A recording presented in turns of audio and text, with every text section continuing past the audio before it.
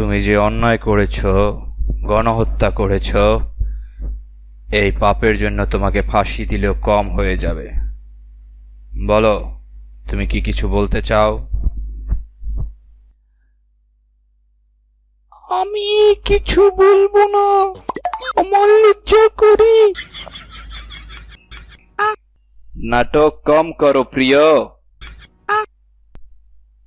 নাটক কম করো প্রিয়,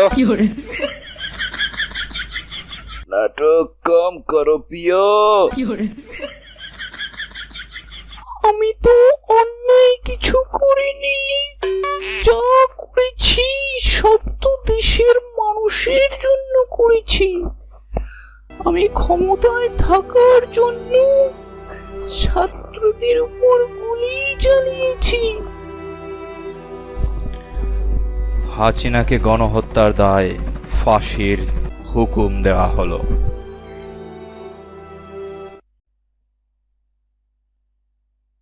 এই চল, তোর আজকে বিচার হবে। পাশের কোর্ট রুমে নিয়ে যাওয়া হবে।